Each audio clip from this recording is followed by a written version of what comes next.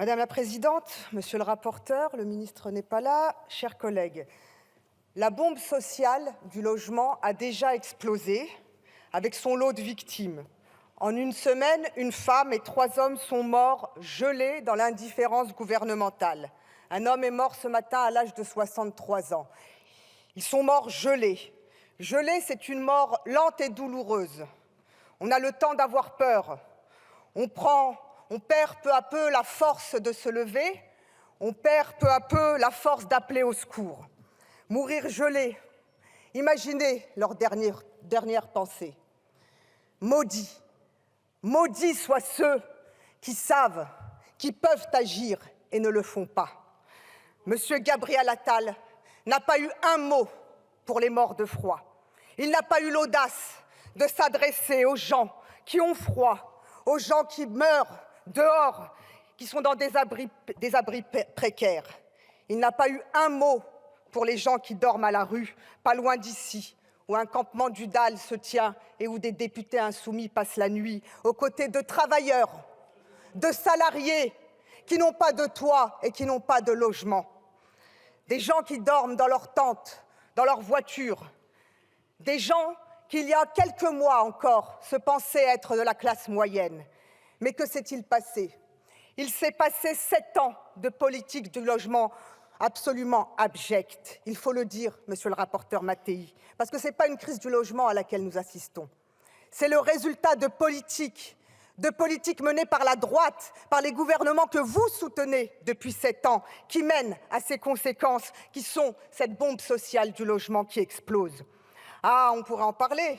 À force de violer la loi SRU, combien de villes ici que certains d'entre vous ont représentées? Nice, Cannes, Aix-les-Bains, Levallois-Perret, Neuilly-sur-Seine, le 16e arrondissement de Paris, combien de villes ne respectent pas la loi SRU? Et quelle a été la première décision de Macron en 2017? Vous en rappelez ici? Baisser les APL, les aides au logement, pour les plus modestes, pour les jeunes, pour les plus précaires. Et que s'est-il passé depuis en politique de logement? Des hausses de loyers votées ici par cette Assemblée en 2022 et en 2023. Ah, ce n'est pas terminé, je vais vous parler de la loi Kasbarian, l'abjecte loi Kasbarian, qui vise à expulser plus facilement les gens et à les mettre à la rue au moment où les gens n'y arrivent pas à cause de l'inflation. Ah oui, ce n'est pas une bombe sociale. Ce n'est pas une bombe sociale qui laisserait les gens avec une chance de s'en sortir. Aujourd'hui, vous réagissez, le groupe démocrate, parce que la bombe sociale est devenue quoi? Une bombe économique? Vous réagissez à quoi donc? Moins de construction, moins de transactions, ce qui est un petit souci pour les notaires peut-être, et moins d'argent pour se loger pour la majorité des gens. Mon groupe politique appelle depuis des années à construire davantage de logements sociaux. Depuis des années, nous vous disons qu'il faut encadrer les loyers à la baisse. Depuis des années, nous vous disons qu'il faut soutenir les ménages et les jeunes grâce aux APL.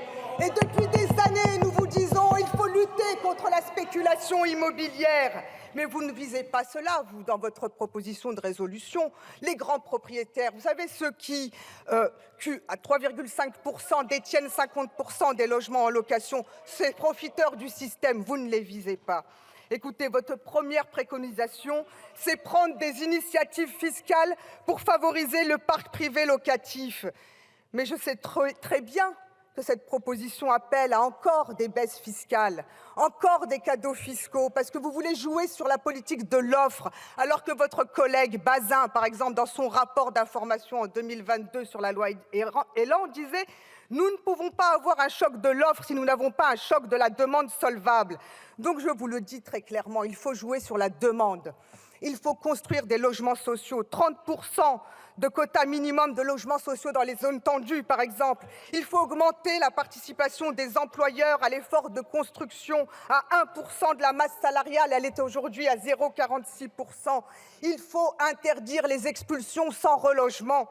Voilà ce qu'il faut faire et il faut réquisitionner les logements vacants qui participent à la spéculation immobilière. Il est temps de changer de paradigme et ce n'est pas ce que vous proposez dans cette résolution. Il est temps d'arrêter de considérer le logement comme un actif financier. Le logement est un droit fondamental. On ne spécule pas avec la vie des gens.